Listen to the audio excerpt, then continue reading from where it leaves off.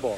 Now that's a facial reaction from Tommy Delutz Jr., who, by the way, we may see wincing, speaking of reactions, with his face today because of a wrist problem. He tells us he suffered in Japan. He rolled a tendon, he says, under that brace in the right hand, his bowling wrist.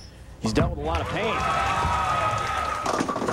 Coming in light there on lane 47. So, folks, imagine for a moment, and as Tommy relayed to us last night, his next shot could be his last of the season. He's afraid it may go. He can't have it operated on now.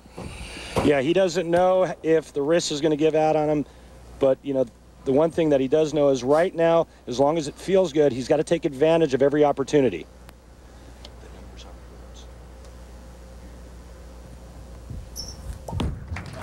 Better. You like that one? 2 and the 5 down. The multi-pin conversion number goes up for Tommy Delutz Jr.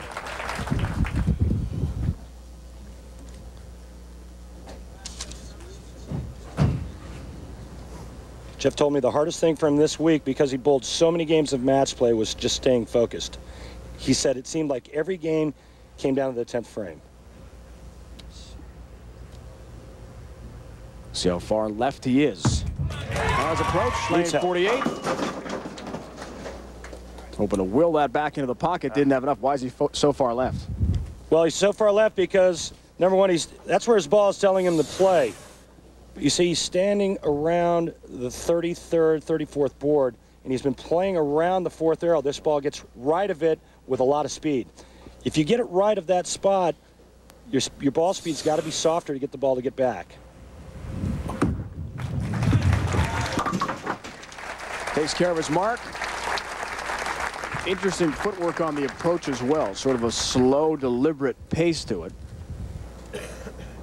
As we head to the 8th frame, wild card match, beginning our action today. Live coverage of the PBA Tour from Long Island.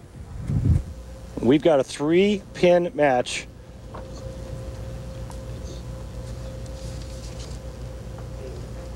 Jeff-Lizzi can strike out for 248. The best Tommy Delutz Jr. can do 245.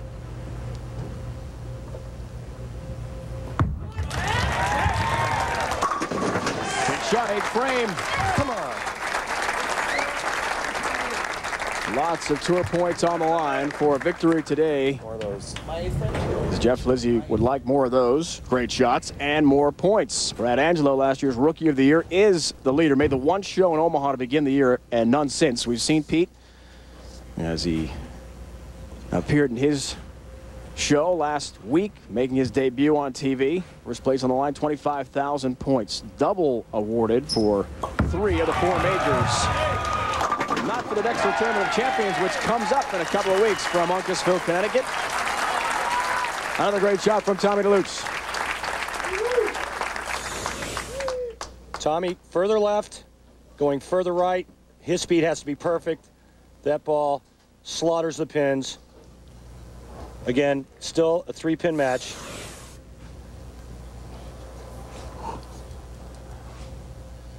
Strike for Tommy Delutz Jr. puts him up 7 pins. Looks for a double. Max numbers for each, as Randy said, 3-pin differential is possible.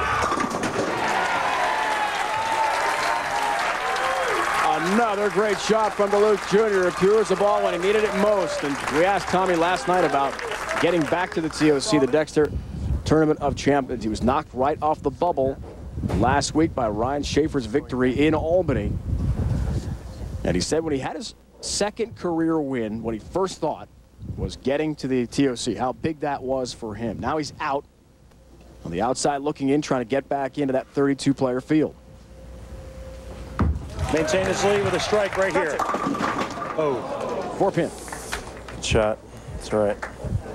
Damn it. Looked like he got this one in just a pinch. Actually, right over the 4th arrow. Maybe just a pinch too much hand. The ball a bit too much down the lane. Comes in a little high. With a spare here, he's going to be still in the 2 teens. He strikes out, he could shoot 228. That would force Tommy Delutz Jr. to get the first strike and count to win. Gotta have this one. Takes care of the mark. Come on, 3 and a 10. Yeah, he needs really 2 and 8. That would force Tommy Delutz to strike on the first. Actually, 2 and 7 would force Tommy Delutz to strike on the first ball. Anything less, Tommy Delutz could just mark in the 10th frame and he would go on.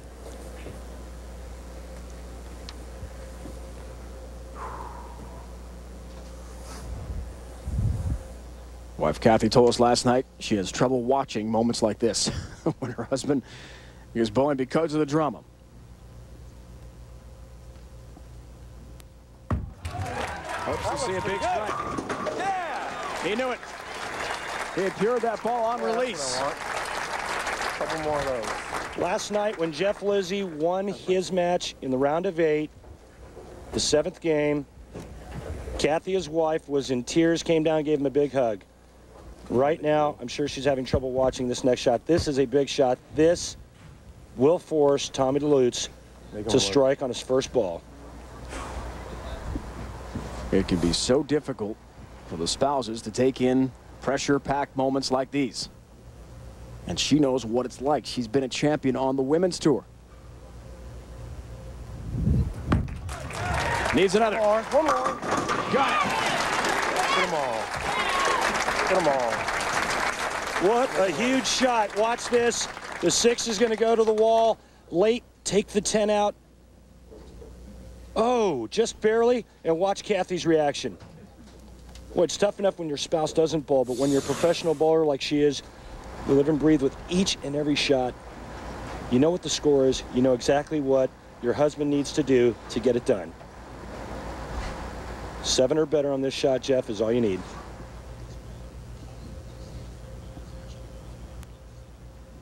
We've talked all about pressure and drama that many of the bowlers overcome. All right, that's good. Nine's good. Randy mentioned wanted at least 7. He gets 9. He'll take that gladly. His wife knows how critical that was. Semifinal number 1. CJ, the rookie from Dallas, Texas. The gunslinger against last week's champion, Ryan Schaefer from Elmira, New York. The first time those two have met on TV coming up next. Very exciting match, certainly.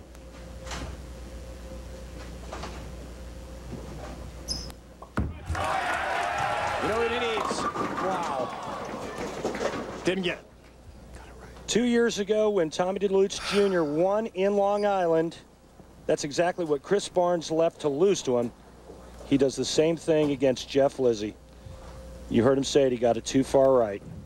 Jeff-Lizzi is your winner.